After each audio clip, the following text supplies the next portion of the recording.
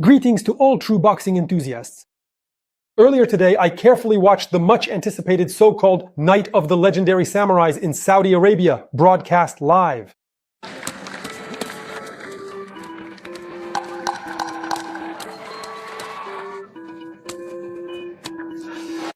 What's the point? They gathered some top boxers. That's Naoya Inoue. That's Junto Nakatani. By the way, both of them are now fighting in the same weight class, super bantamweight, which is 55 kilograms, 300 grams. And by the way, next year they're supposed to face each other. So they gathered the top Japanese fighters on one side and mostly mixed fighters on the other side. And accordingly, there were battles between them. So first, I want to share my impressions of what I saw. And here's a little spoiler right away. Everyone is thrilled. The boxing is of the highest level, guys. It's good boxing, it's worthy boxing. But I do want to offer some criticism, actually, specifically regarding Junto Nakatani, his fight, and about Inoue. So yes, I think this boxing is good, it's worthy, but some people are calling Nakatani's fight the fight of the year. I would argue with that. Well, let me share my opinion. And we'll also break down the matches technically, analyze what exactly happened in the ring, and draw some conclusions from them. In particular, Nakatani and Inoue, what they will show each other against each other next year, if of course the fight doesn't fall through. Now, Nakatani versus Sebastian Hernandez. To understand what exactly happened in the ring, we need a bit of background. We analyzed this fight technically in our private channel. I mean, before the fight. A prediction for the fight. Look, Nakatani is a southpaw. Tall, long-armed, he's rather lean, but the guy is broad-shouldered, athletic, and he hits very hard.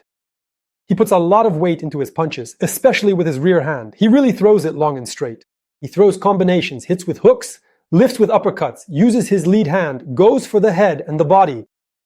And the primary and most significant aspect about Nakatani is that he is exceptionally dangerous, particularly at a considerable long range, indeed a truly extended distance, or alternatively at a mid-range position, where he possesses the crucial space and ample opportunity to effectively generate immense power in his formidable punches. He doesn't even necessarily need a big wind-up or swing, but he does need the distance to accelerate his arm and body. He puts his whole weight into the punch beautifully, so he's actually a very interesting boxer. But he does have some shortcomings. You see, he's rather rough. I wouldn't even call him awkward. There are boxers who are awkward. They have some technical issues, really significant issues in fact. But for Nakatani, overall, everything is great. But I don't know, maybe it's something about his tendons, ligaments, or muscles.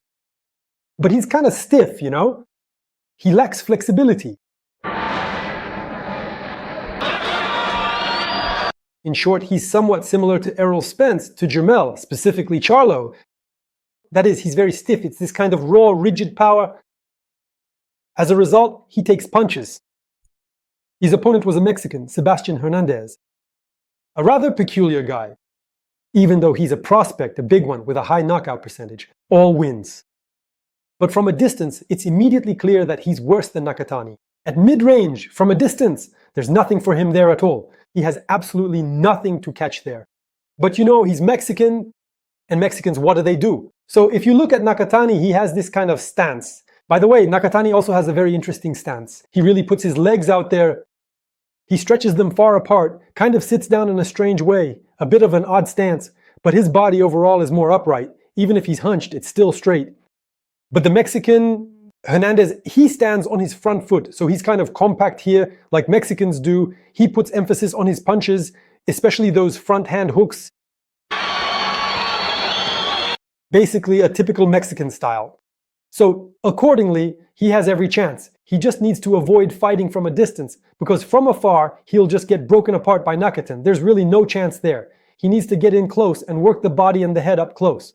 These exchanges where the distance is close or close to mid-range. So basically, when he's at a distance, the other guy will just pick him apart from afar. There's really no chance. And for me personally, the main intrigue was how the Mexican would act.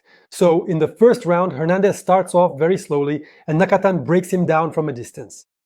He lands on him once. He caught him, tricked him, and then landed a really strong uppercut. Another time he hit him somewhere with a hook, basically on the arm. That one was also really hard, right to the jaw.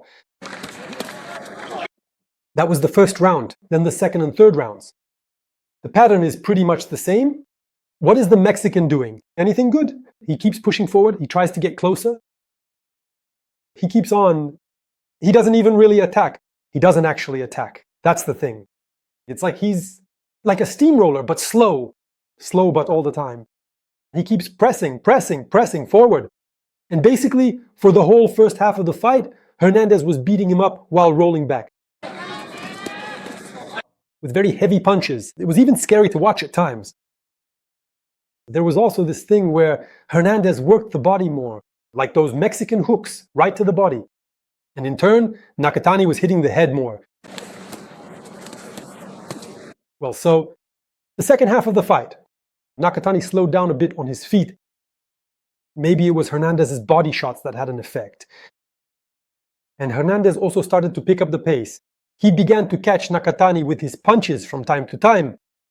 And in these exchanges, it was really interesting. That is, from a distance. From afar, the southpaw Nakatani would break him down with his long, very technically impressive punches. By the way, there's a separate breakdown of Nakatani on YouTube in my fighter portrait series. You can check it out. He doesn't punch at the target. He punches through the target. He drives his punches right through. He literally drives them in up to the elbow. Awesome, right? We approve. A really great punch. But up close, all of that doesn't really work. There's no longer that, There's no more amplitude. No more of the swing you need for Nakatani. And most importantly, up close, the Japanese fighter's stance is so upright, even if he's tucked in, his stability isn't the same. You can move him. He's got plenty of openings. So he's actually open, but Hernandez, up close, he kind of bunches himself up, really compact, leaning forward. He's focused in that direction. That's much better for close combat. It's like he's in a shell, able to work him over.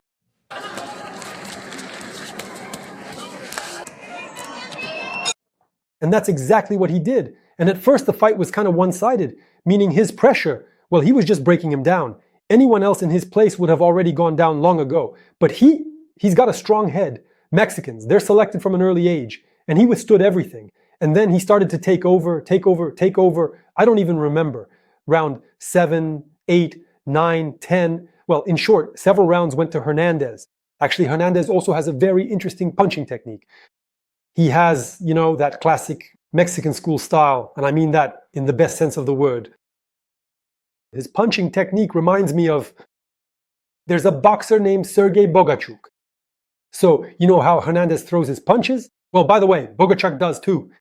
First of all, he punches slowly, so he throws it, slowly. Secondly, there's no explosiveness in his punch.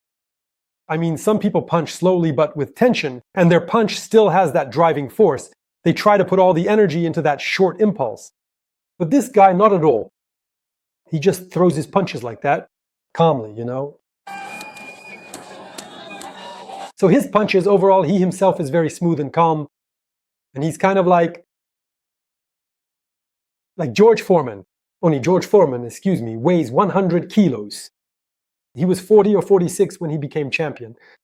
For the second time. But Hernandez, he weighs 53.5 kilos, so he's not a big guy. And he's very calm. But you see, Unar has technique. He's got a certain physicality. And with those slow punches of his, he kind of knocks them through. He's like, I even want to show you, I don't know, maybe it won't look very good, but he just swings right through, but then Dart has it. And his head is really good too. Nakatani's head was getting snapped back.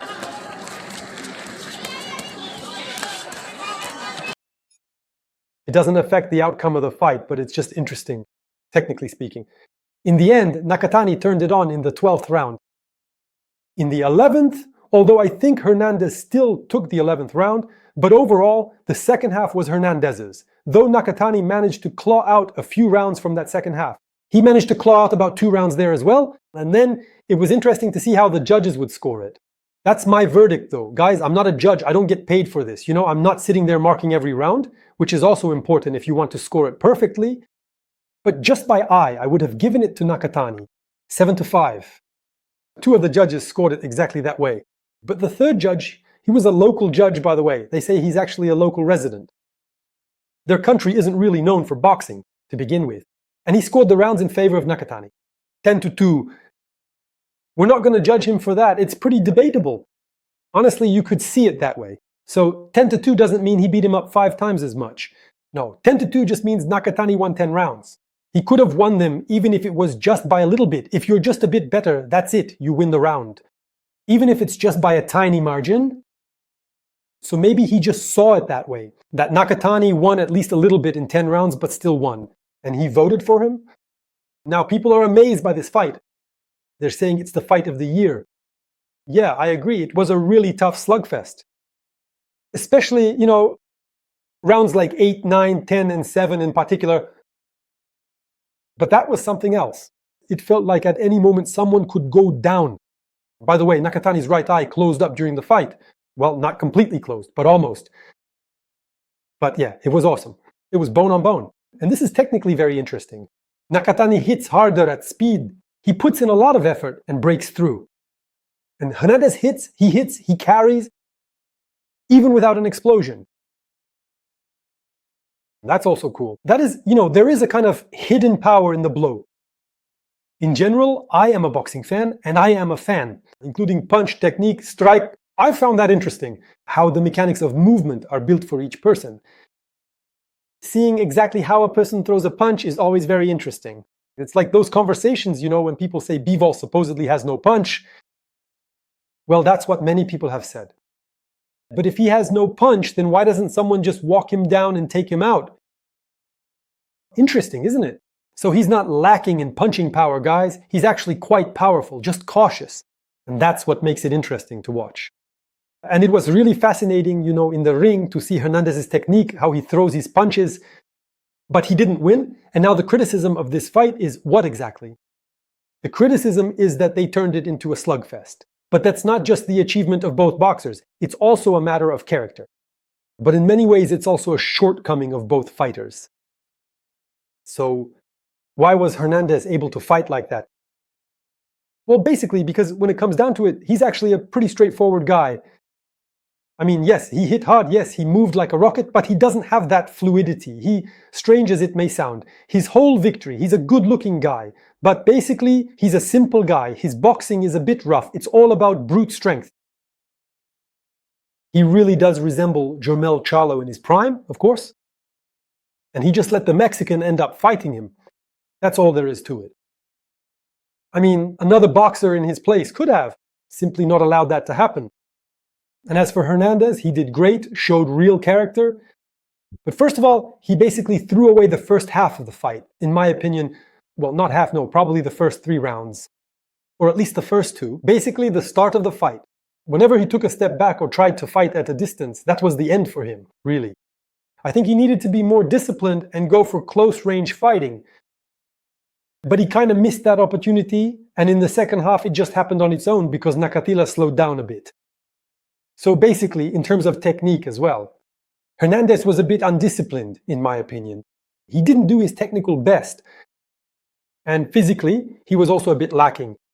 Nakatani had much better endurance in this fight, because both of them were throwing with full power.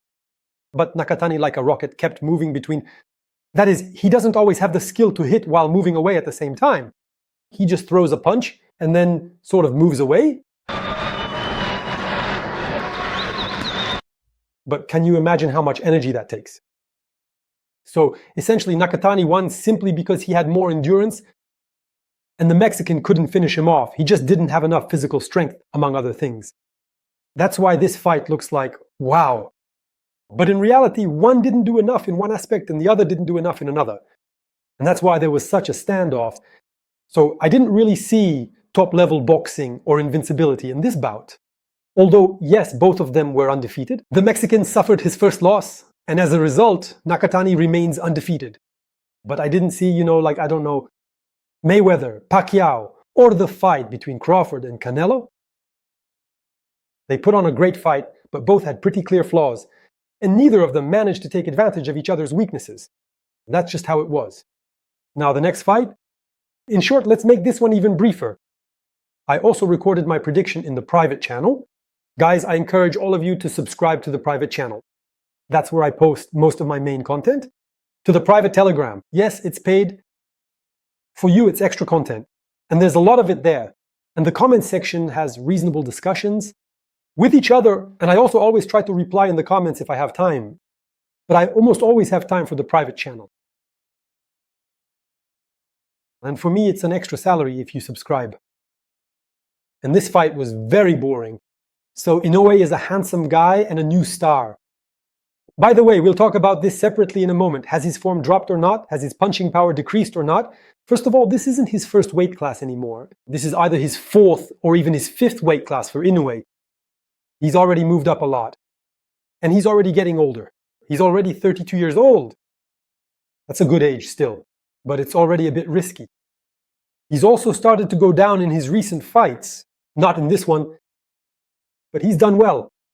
He beat up that guy every which way. But David Picasso, you see, he fights differently in different matches. That is, in some fights he pushes forward. He stands at mid-range, where the opponent, a knockout artist with fast hands, can reach you without even stepping in. And what does that mean? It means he'll mix things up, he'll throw some punches through your guard, like the right hook. He kept landing that right hook. Some punches he'll throw at you. On the contrary, he'll feint one thing and then hit you with real power between your hands. And he was landing shots both between the guard and around the guard. To the liver, right to the body, uppercuts and hooks from the side. In other words, he was just beating him up for several rounds. But then Naoya realized that he couldn't just break him down like that, couldn't destroy him, so it doesn't quite work out right away. And the second most important thing is that after 3 or 4 rounds, Picasso changed his boxing style and basically he stopped boxing altogether and didn't even try anymore. To win. So he understands, the Mexican, what he was doing. He's bigger, he's a big guy. He kind of just stands there, not running anywhere. He even moves forward. But as soon as someone starts hitting him, by the way, the Mexican had a wide stance. He either just sits back a little or takes a step back or even 2 steps back. And that's how the whole fight went. So he was basically acting as a spoiler. And when he threw punches himself, Picasso understood his punching technique. First of all, physically, he might not be particularly powerful. And in terms of punching technique, he does have punching technique. But in this fight especially, he was punching very tightly. For example, he would throw a left hook. He kept landing that left hook again and again. But you can really throw a left hook, put all your weight into it, rotate your body fully. Or you can be all tense and tight, getting hit, just defending yourself. And you can throw a punch like that, and not even like that, but immediately pull it back right away. Pull it back right away. So basically it's tight and immediately pulled back. So in short, what did I see? I think this fight was absolutely uninteresting, starting from the 4th round. Because there's a saying, it takes 2 to tango. It's the same in boxing. For a fight to be beautiful, you need boxing skills and the desire to win from both boxers. And what I saw was that everything was great on Naoi's side. He was breaking him down this way and that. Then he adjusted in the second half. He realized he couldn't break him down with power punches. Naoya started feeding him more jabs. Jab, jab, jab. And trying to push him out, to force him out. But that guy, he wasn't planning to win. He was just trying to take minimal damage. And it even looked like he was attacking, countering in some episodes. But it was all kind of tense, just hit and then hide in his shell. That's Picasso. So basically, Naoya wasn't able to finish him early, unfortunately. And Picasso managed to survive like that. He acted like a survivor. That's our Picasso. Now, a lot of people are saying that you can see now he started to fade, that he's not the same as before, that his punching power isn't what it used to be. Guys, you understand. Yes, to some extent, of course, punching power depends on weight classes. That is, the guys here are bigger. Accordingly, the opponents are already used to heavier punches. That's one. Second, don't forget about the punch meter. That is, a knockout isn't just about how you punch. You also have to create the situation for the punch. And when you're the smallest one and everyone else is bigger than you, it's harder for you to create that situation. How many times have I thrown a punch and just couldn't reach? That happened many times. Again, you have to break through, get past your opponent's punches, and approach carefully. So basically, when you're smaller, it's not just that you hit weaker, it's that it's harder for you to create a knockout situation without ending up knocked out yourself. And that's also a factor. But here's a spoiler. The way David Picasso fought isn't always how he fights. In other fights, in many of them, he goes toe-to-toe, stands his ground, and really fights. Most of his fights are actually like that. But here, he just somehow decided for himself that he wouldn't be able to win. Maybe that was his game plan for the fight. He might have thought that Naoya would run out of steam in the second half, maybe. I don't know, he thought he'd pick up the pace, but Naoya didn't fade. But basically, he just kind of killed the fight. And it's hard to stop a guy like that. So there are absolutely no questions for Naoya. Naoya was great, he did everything right in this fight. But as for David Picasso, he just acted like a spoiler. Yeah, that's it. And that's why he deprived us of a beautiful fight. And that's just how it is.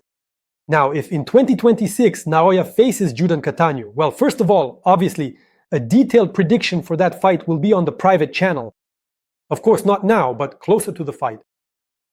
So, guys, the way I see it, this fight is somewhat similar to Terence Crawford versus Errol Spence. Terence Crawford, a technical boxer and very flexible. And Errol Spence, he also has his own technique, but he's more of a power boxer. A rougher kind of boxer. And it's the same thing here. That is, Naoya is a technician, flexible and versatile. And accordingly, Junto Nakatani is also technical. He has good punching technique. By the way, he punches much better than Errol Spence, because Errol Spence's punches are more pushing. Junto really puts his whole body into his punches. I mean, he really hits. He's just awesome. He throws all his punches with power, and even his straight shots have it too. He's really impressive. But when it comes to outboxing someone, he has a certain stiffness, a kind of roughness, But Naoya is much craftier. In terms of pure boxing class and technique, Naoya is more complex, more cunning. So I think he's simply better. So it turns out, first of all, Junto Nakatani has a bigger frame. That's one thing, but he doesn't know how to use it to the fullest. And secondly, most importantly, Junto Nakatani doesn't go down as long as he hasn't been hurt yet. He's still 27, still very tough, but Naoya Inoue is already 32, and he's already been hurt. Little by little, he's already starting to go down. Even though he still beats everyone, wins by knockouts, he goes down. And that's what adds intrigue. It's exactly that, the fact that he started to go down. So skill and technique are one thing. But right now, one boxer is simply tougher than the other. That could make a difference. But that's how I see this fight, on the level of ideas. Guys, we've analyzed the fights with you. Thank you for watching this video. See you on the private channel. All the best to everyone. January promises to be truly interesting. Until next time, for now, turning off the camera and goodbye.